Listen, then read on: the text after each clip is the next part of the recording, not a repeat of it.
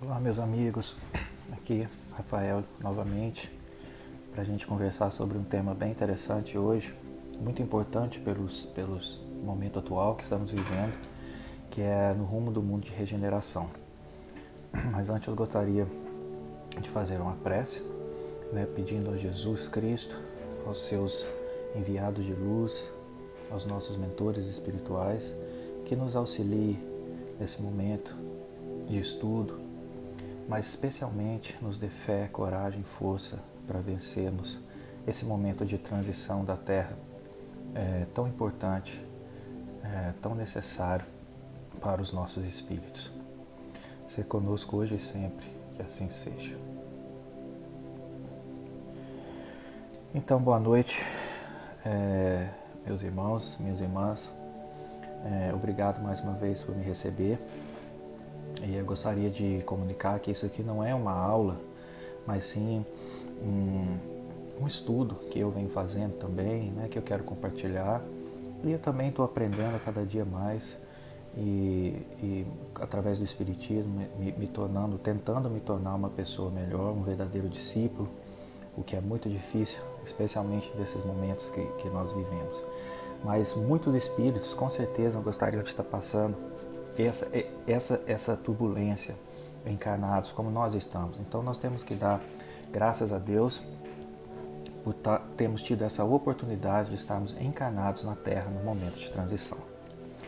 Eu queria começar falando, obviamente, um pouco de evolução, um pouco de ciência também, porque é fundamental que a gente compreenda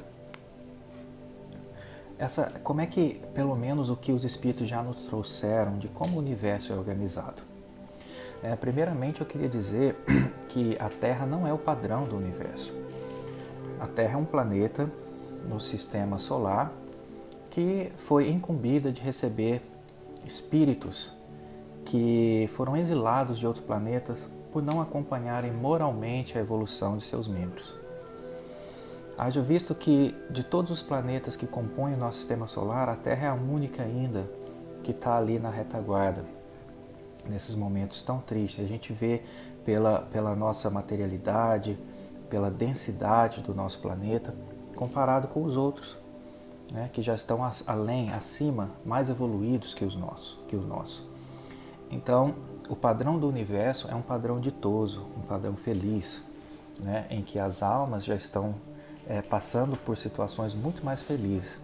Acontece que, como Deus nos cria simples e ignorantes, e aqui eu quero só abrir um parênteses, que esse simples não é de complexo, simples vem do composto, é a questão química, é simples, é algo primitivo, primordial, é algo que é simples na sua constituição.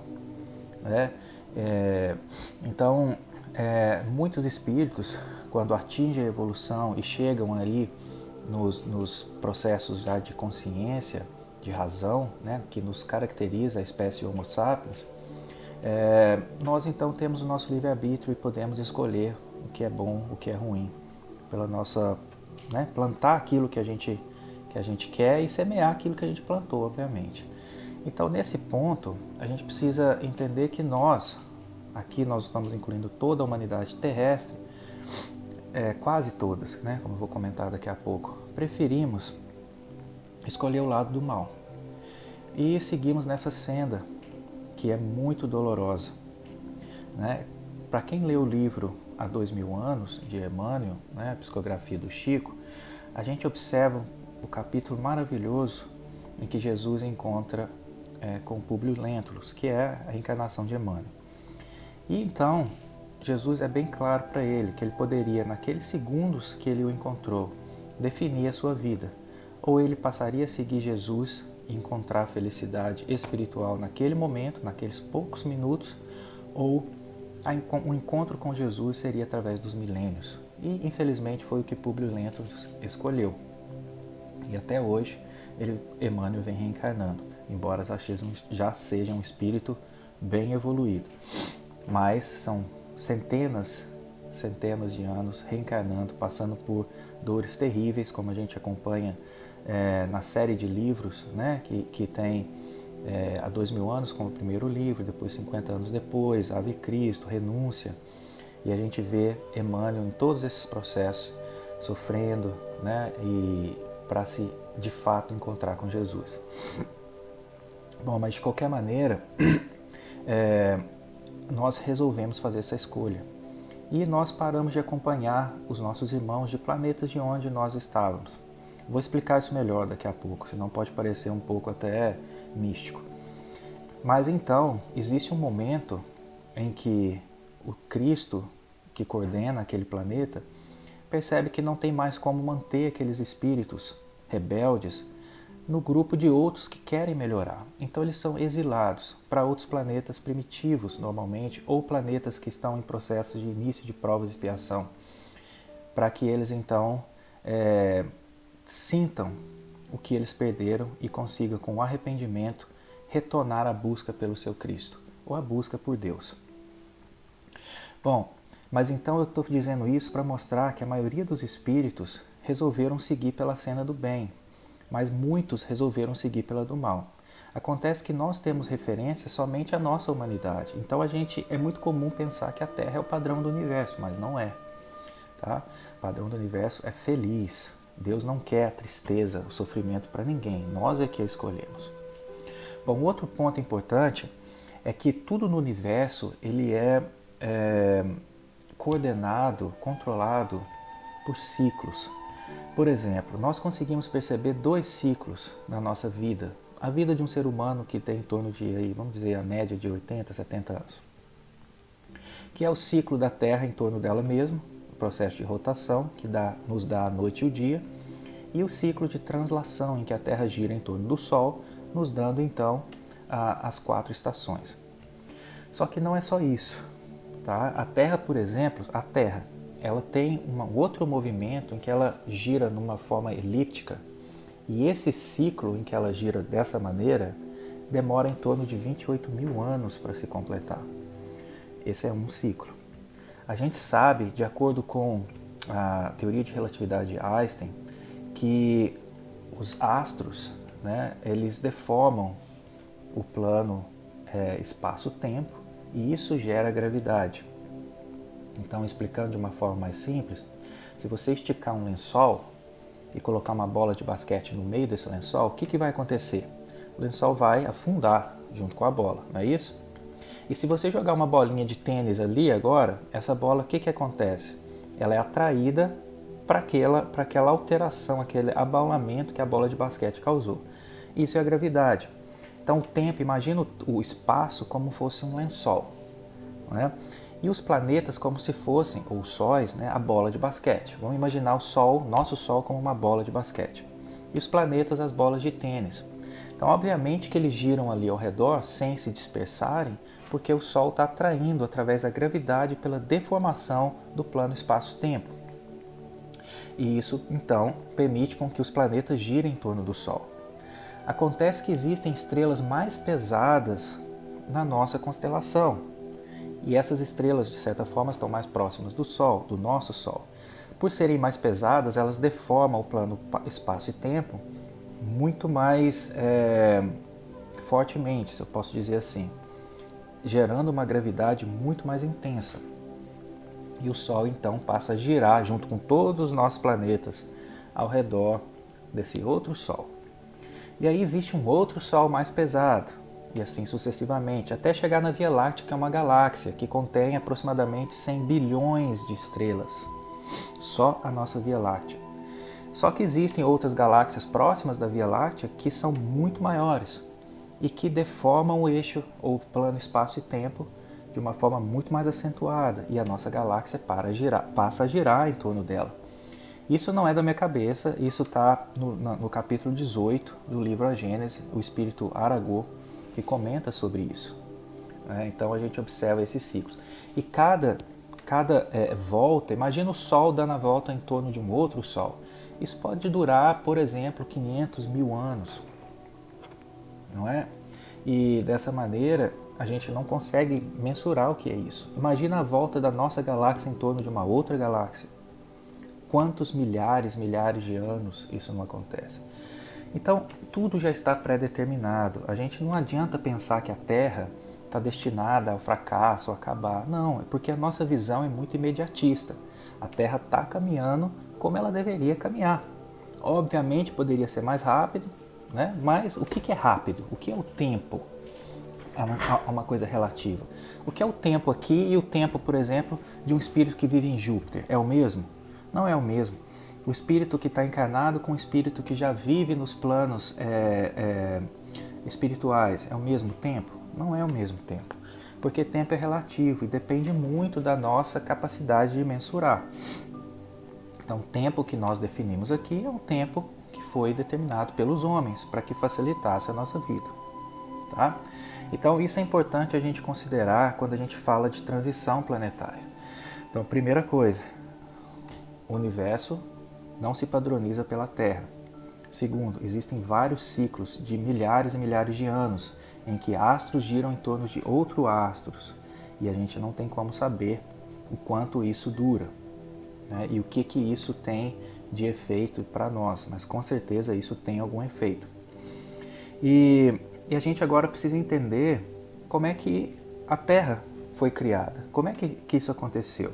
Tirando as questões geológicas, né, vamos já imaginar quando a Terra já estava preparada para receber o princípio inteligente, que André Luiz chama de mônada, no livro Evolução em Dois Mundos, e a gente vê o mesmo Emmanuel chamando de mônada no livro A Caminho da Luz. Então, essa mônada, que é o ser simples e ignorante, ela passa a habitar o que a gente tem aqui, a matéria orgânica, né? A matéria orgânica que existe na Terra. Matéria orgânica é aquela constituída por carbono, hidrogênio, oxigênio, nitrogênio, diferente da inorgânica, que são naturalmente sais, bases, ácidos, certo? Então, essa matéria, uma vez que o princípio inteligente começou a agir sobre ela, a evolução se deu início. Né? E aí vários processos aconteceram, seres unicelulares, depois formando os peixes começando a sair da água, formando os anfíbios, depois os anfíbios que passaram a viver mais na terra, formando os répteis, as aves, depois os mamíferos, primatas e até chegar nos símios, né? Que são onde nós derivamos. Isso é uma história muito longa, obviamente que não dá para a gente comentar aqui num período de 30, 40 minutos. Mas é muito interessante quem tiver mais interesse, curiosidade, ler o livro Evolução em Dois Mundos e A Caminho da Luz. Então, André Luiz, no livro Evolução em Dois Mundos, nos diz que a evolução do primeiro ser unicelular, vamos falar dos vírus, até o primeiro, vamos dizer, homem, ainda no seu estado primitivo, o homem de Neandertal, por exemplo. Esse período durou 1.500.000.000 de anos. A Terra tem mais ou menos 4,5 bilhões de anos. Então, até que a Terra se estabelecesse para receber a vida, foram aí em torno de 3 bilhões de anos. De 1.500.000.000 de anos para cá, foi que a vida começou a evoluir na Terra. Olha que interessante. Só que, para que o primeiro símio, já com a inteligência, sendo racional, né, com o pensamento retilíneo, ele saiu desse símio primitivo para chegar na espécie Homo sapiens sapiens, foi em torno de 200.000 anos. Então, como o Haroldo diz, eu acho muito interessante, nós estamos muito mais próximos de um macaco sem pelo do que de um anjo sem asas. Nós estamos muito mais próximos do reino animal do que do reino angelical, que é para onde nós estamos caminhando. Então é interessante a gente ver isso, que a gente fica muito ansioso, especialmente aqueles que já se dedicam ao ministério cristão, e a gente começa a pensar, nossa, eu não estou fazendo o suficiente, eu não consigo, eu estou muito atrasado, eu leio os livros do Emmanuel e vejo os cristãos do cristianismo primitivo doando a vida nos circos de Roma, como é que pode eu estou aqui reclamando porque está quente ou porque está frio? Não é? Então a gente observa que tem o seu tempo, né? Então nós estamos aí 200.000 anos só de espécie, vamos dizer assim, humana aqui na Terra. Então a gente está em um processo de aprendizado muito grande. E aí a Terra foi constituída por civilizações primitivas, na África, na Ásia, na América. No Evangelho segundo o Espiritismo, capítulo 3, onde Santo Agostinho nos mostra, nos comenta a respeito da evolução, existe uma parte, eu estou olhando aqui para o computador, por isso que eu estou virando o rosto, em que ele comenta a respeito dos mundos de expiação e provas. E uma coisa muito interessante que ele fala é que os espíritos primitivos, né, a gente pode até ver hoje na Terra, são os espíritos selvagens, aborígenes, aqueles que até mesmo têm costumes canibalistas. Então são espíritos que encarnam na Terra para conseguir conviver com um ambiente mais evoluído do que eles. As raças semi-civilizadas, eu estou falando do início agora, né? Os indígenas, por exemplo, constituíam as raças semi-civilizadas, ou seja, eram aqueles mesmos aborígenes que continuaram reencarnando e começando a constituir uma civilização um pouco mais organizada, um pouco mais moralmente organizada, intelectualmente também. E, obviamente, que aí vem a grande questão. A Terra, desde da sua criação, já foi destinada a ser um planeta que receberia espíritos rebeldes de outros orbes. Nós sabemos no livro no livro A Caminho da Luz, que muitos espíritos do sistema de Capela é o nome do Sol, não é o nome de um planeta. Existem planetas que giram nesse Sol, né, que nós aqui na Terra chamamos de Capela, que faz parte da constelação do Cocheiro. E esses espíritos, eles não conseguiram acompanhar a evolução do planeta deles. E então foram exilados aqui para a Terra. Isso aconteceu aproximadamente há 28 mil anos atrás. Então a Terra já tinha um homem, vamos dizer assim, primitivo, há 200 mil anos, e há 28 mil anos atrás começaram a vir esses espíritos, especialmente do sistema de Capela. E esses espíritos constituíram outras raças aqui na Terra. Então, por exemplo, os que encarnaram em Israel, na Palestina, formaram a raça hebraica.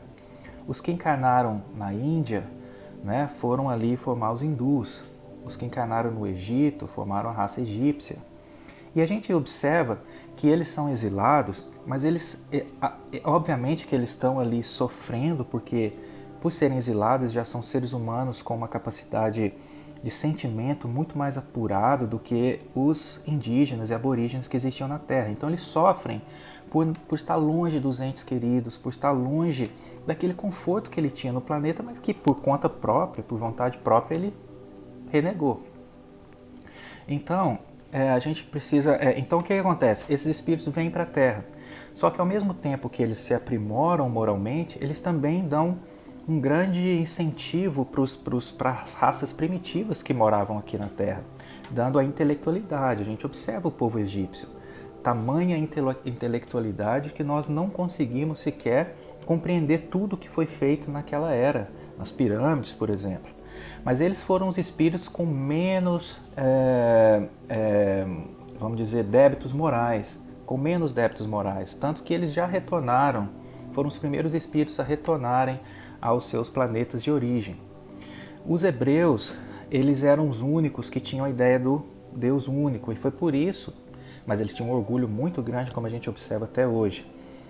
Foi por isso que Cristo escolheu renascer, ou na verdade nascer ali para nos ensinar, porque é uma raça que propiciava esse conhecimento. O povo hindu, a gente observa que ali na Índia antiga geraram as castas e, de novo, por orgulho, por egoísmo, começaram a segregar as pessoas, coisas que até hoje a gente faz. E nós, normalmente, nós que eu falo o resto do mundo hoje, parte desses hindus não concordavam com aquele aspecto ali das castas, daquele ambiente, e eles queriam migrar, enquanto a maioria dos outros queriam ficar. Você podem perceber, os hebreus ficaram restritos na Palestina, os egípcios restritos no Egito, e os hindus, grande parte restritos na Índia, mas alguns deles não queriam ficar ali. Então eles tinham esse espírito migratório e começaram a colonizar outras regiões do planeta, o que dera origem, inclusive, à raça ariana. e a raça branca, né, quando eles foram para a Europa e colonizaram aquilo ali. Então são espíritos que muitos já voltaram para o seu planeta de origem, mas muitos decidiram ficar aqui na Terra. E Santo Agostinho diz: os espíritos em expiação, se nos podemos exprimir dessa forma, são exóticos na Terra. Já viveram noutros mundos, onde foram excluídos em consequência de sua obstinação no mal e por se haverem constituído em tais mundos causa de perturbação para os bons. Então, o conceito expiação e provas iniciou na Terra há 28 mil anos atrás, aproximadamente, quando esses espíritos chegaram. Porque os espíritos primitivos não tinham o que expiar. Eles eram primitivos, agiam muito mais por instinto do que pela razão. O livre-arbítrio deles era muito limitado. Mas quando os espíritos de Capela chegaram, a Terra então começou o seu grande propósito no reino de Deus, no reino universal, que é alterar ou converter moralmente os espíritos rebeldes da casa de Deus para Deus. Então, Jesus assumiu como um Cristo a responsabilidade desses espíritos aqui no planeta, e por isso ele veio em carne, né, nos ensinar como os espíritos rebeldes devem retornar à sua pátria ou devem reencontrar com Deus através do Calvário, carregando a nossa cruz, caminhando na estrada que nos leva ao Gólgota e ali sendo crucificados. Uma analogia que aguente as suas provas, aguente a expiação, seja forte, porque uma vez que você subir com essa cruz no Gólgota e ser crucificado, você então estará apto a retornar ao reino de Deus, que está dentro de nós. A nossa consciência se purificará e nós então conseguiremos ou continuar na Terra, num mundo regenerado, ou caminharmos para outros ordens e continuar a nossa evolução. Então isso é muito bonito e é muito inspirador, nos dá um conforto muito grande.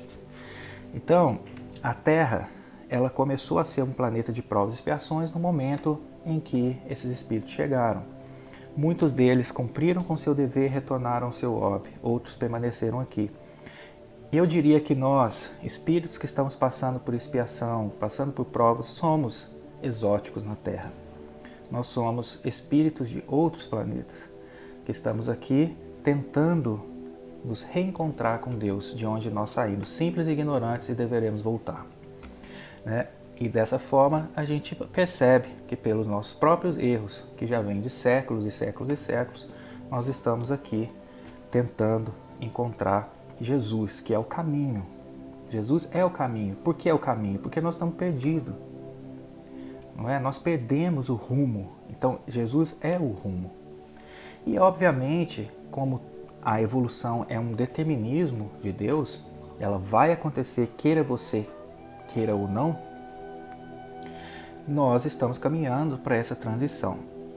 Então, nós dizemos, se a gente for fazer um estudo mais aprofundado da Bíblia, que a raça adâmica, como está na pergunta 50, 51 do Livro dos Espíritos, Adão, viveu, vamos falar aqui entre aspas, há 4.000 anos antes de Cristo, ou seja, 6.000 anos atrás.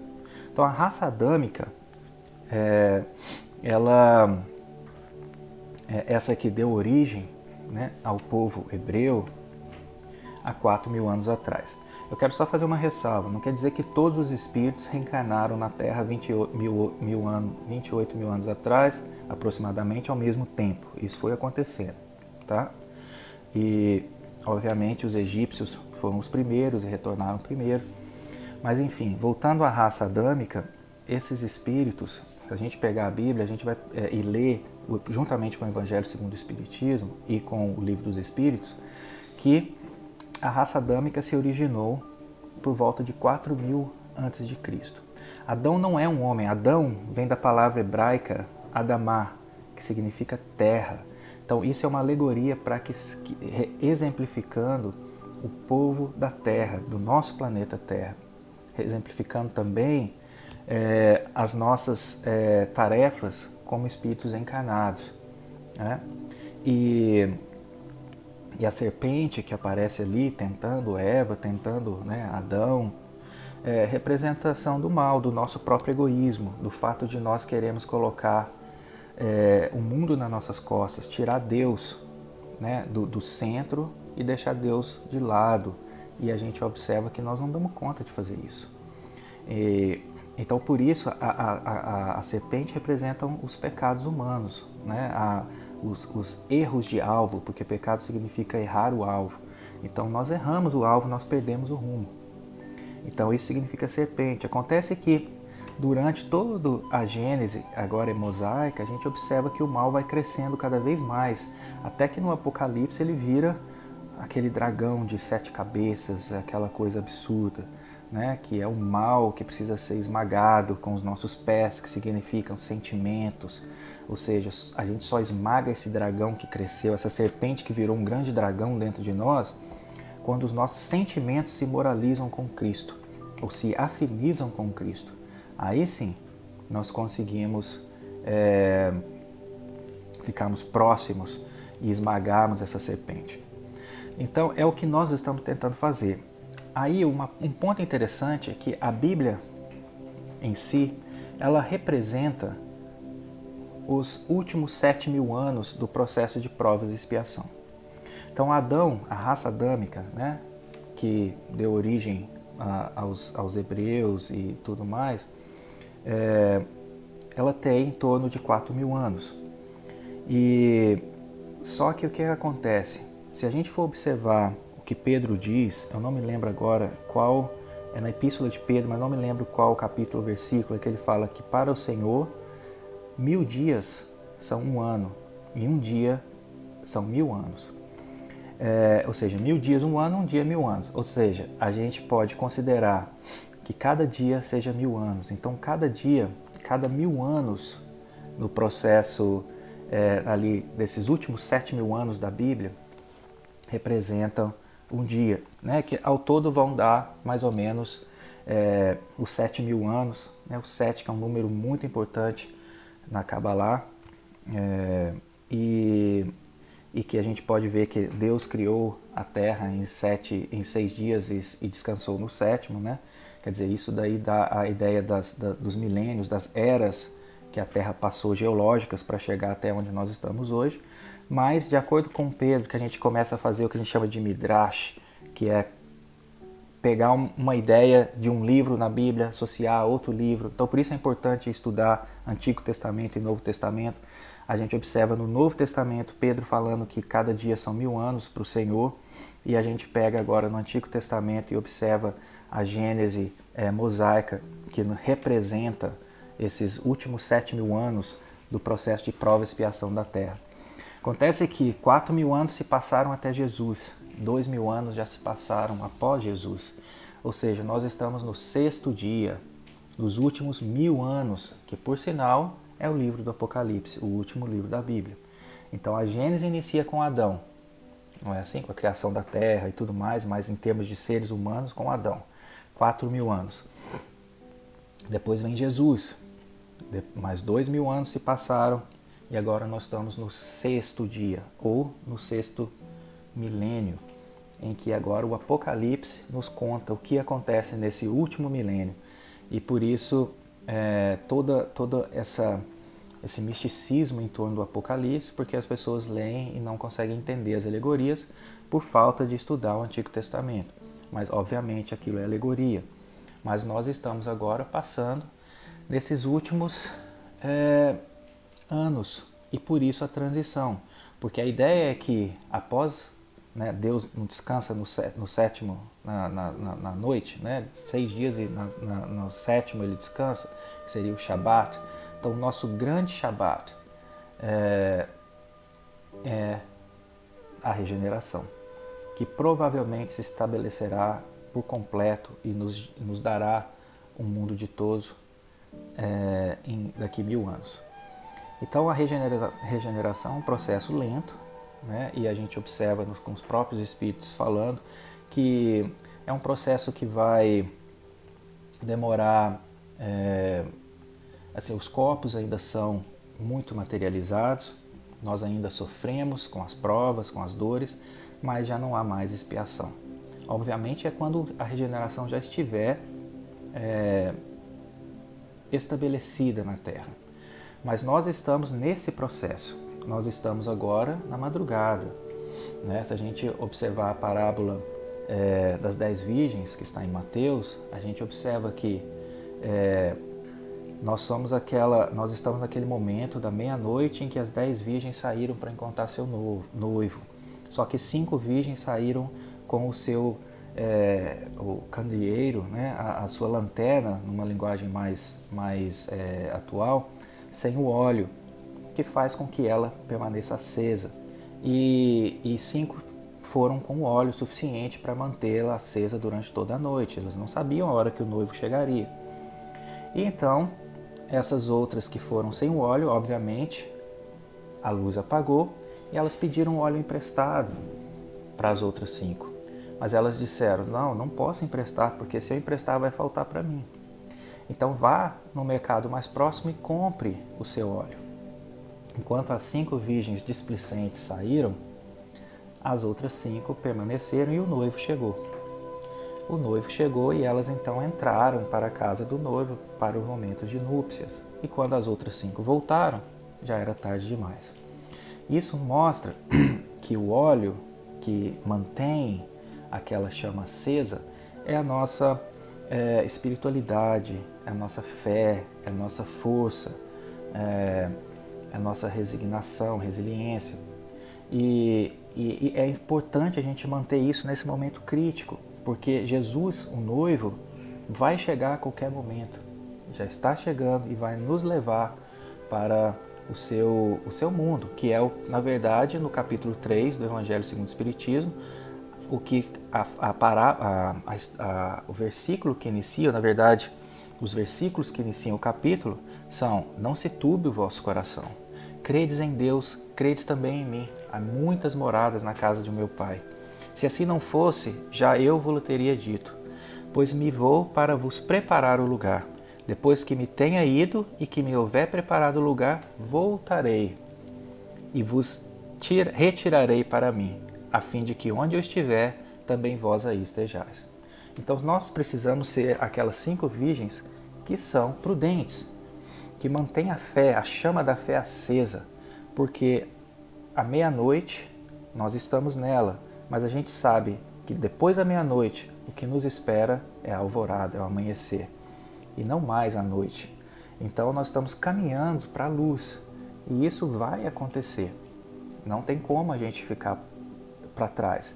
Acontece que se nós permanecermos rebeldes, nós vamos então ser exilados novamente. Já se não bastasse sermos exilados uma vez, também vamos ser exilados uma segunda vez para um planeta ainda mais complicado do que a Terra, para que os nossos sofrimentos possam nos fazer modificar o nosso padrão mental e moral. Então isso a gente não quer.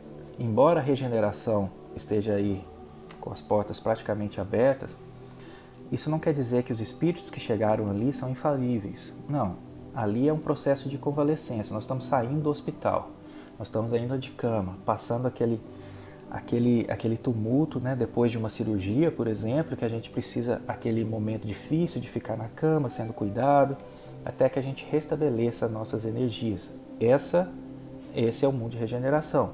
Quando nossas energias são restabelecidas, nós então voltamos muito melhores, porque o mal foi extirpado com a cirurgia. Então nós entramos no mundo ditoso. Só que o mundo ditoso está lá para frente, né? Que é o próximo ciclo após a regeneração. Mas na regeneração o mal ainda existe, mas o bem começa a vencer. Então aquele orgulho, aquele egoísmo, o ódio, a inveja, esses sentimentos tão baixos vão começar a ficar para trás. E a gente vai começar então a recuperar as nossas energias para que a gente viva num ambiente harmonioso. E a Terra então eventualmente passará para um mundo ditoso. Então a gente precisa entender que os espíritos na regeneração ainda são passíveis de queda e podem também sim serem excluídos para outros planetas. E a gente não quer que isso aconteça conosco, né? Então a gente precisa manter a nossa fé, a nossa chama acesa, como na parábola das 10 virgens, para que quando Jesus abrir as portas do reino, nós estejamos preparados para entrar. Porque a hora é chegada, os tempos são chegados. E uma coisa importante também comentar sobre regeneração é que muitas vezes a pessoa pergunta, quando é a regeneração? A pergunta não é quando é a regeneração. A pergunta é, eu estou regenerado? Porque a terra ela entra na regeneração quando os espíritos regeneram. Aqueles que não querem regenerar são exilados. Outros espíritos que vêm em função de missão, eles vão deixando a terra muito mais salutar e a regeneração vai se estabelecer. Mas acontece que muitos espíritos já viveram regeneração. Então, se a gente lê, por exemplo, Paulo e Estevão, a gente percebe que Saulo de Tarso, ele passou pelas fases dele, desde inimigo do Evangelho até um apóstolo do Cristo em 30 anos. Né? E aí Paulo já conseguiu alcançar a regeneração espiritual em uma existência. Outros espíritos a gente observa que já regeneraram desde a época de Jesus. A gente vê Lívia Lentulus, Célia Lúcius, a gente vê Quinto Varro, outro grande espírito, Alcione, Villamil. Então, a gente percebe que esses espíritos já regeneraram há muito tempo. O fato é que, quando Jesus dizia para os apóstolos, avisem que o reino de Deus está próximo, ele não está falando que o reino de Deus está próximo, esse próximo de tempo, é próximo de perto de você, de local, de localização, no sentido de que ele está dentro de você. Mas acontece que a gente só encontra esse reino de Deus no momento que a gente extirpa os nossos maus. Então você, quem estiver me ouvindo, já pode ser um espírito muito mais evoluído e já esteja na regeneração interior. O reino de Deus, ele desabrocha de dentro para fora. Quando várias pessoas, ou a maioria, desabrocham o reino de Deus, o planeta onde elas vivem passa a ser considerado uma morada do reino de Deus. Então, quando o reino de Deus está próximo, ele está próximo aqui, ele está passando para você, basta você agarrar. Então, esse próximo não é no sentido de tempo, né? Porque as pessoas falam, nossa, Jesus falou isso há mais de 2000 anos atrás, cadê? Como é que está próximo? Porque não é próximo de tempo, é próximo de local, ele está aqui do seu lado, dentro de você. Né? Tá dentro de você. Então, basta você querer desenvolver, só isso. Amar o próximo como a si mesmo. É isso que Jesus ensinou. O amar o próximo como ele nos amou. Se a gente fizer isso, pronto. Não precisa de mais nada. Não precisa de dogma. Não precisa de nada mais, de templo. Simplesmente você começa a se doar para Deus, para Jesus. E aí você estabelece a regeneração dentro de você. Então a Terra pode estar ainda num coletivo, ser um planeta de provas e expiações, mas você já ser um espírito regenerado e vivendo aqui, auxiliando na obra do Cristo, para que outros espíritos, especialmente aqueles que formam a sua família universal, se tornem espíritos evoluídos, se tornem espíritos regenerados. E aí sim, quando aquela sua família universal, ou a Terra, chegar no momento em que a grande maioria dos espíritos encarnados e desencarnados são espíritos regenerados, a Terra será regenerada. Quando esses espíritos se tornarem felizes, a Terra será um planeta feliz. E assim sucessivamente até ela chegar a um planeta celestial, que são a morada dos anjos, né? Que a gente não sabe nem como descrever isso. Então, meus amigos, a questão é assim, de uma forma bem resumida, nós sabemos que nós estamos aí no último milênio. Nós estamos nos últimos 1000 anos descrito na Bíblia, que seria o Apocalipse. Nós estamos no último livro da Bíblia. E dessa maneira, nesses 1000 anos que estamos vivendo, até o ano 3000, eu acredito, eu não gosto de falar de tempo, mas só porque eu sei que nós, seres humanos, gostamos de ter uma dimensão de tempo. Eu particularmente acredito que até o ano 3000 a Terra já será um planeta completamente regenerado e já aí na sua fase de planeta ditoso.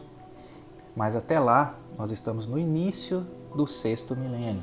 Então nós temos muito tempo ainda para trabalharmos isso em nós. Mas acontece que nós temos que entender que não vamos esperar 1000 anos para decidirmos ser um espírito regenerado. A transição é agora. né? Tudo isso que a gente está vendo na Terra não significa que a Terra está sendo um planeta pior. Significa que a Terra era como uma piscina cheia de lodo embaixo. A gente olha um determinado grau de visão, a gente vê aquela água limpa lá em cima. Mas se a gente pegar um pedaço de pau e começar a mexer ali naquele fundo da piscina, o lodo sobe tudo.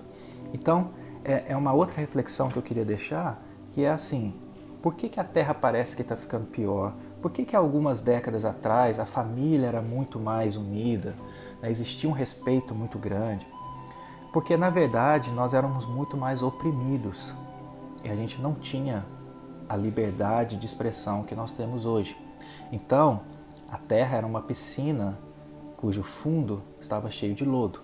Agora que nós temos toda essa liberdade, nós começamos a perceber quem realmente é joio, quem realmente é trigo.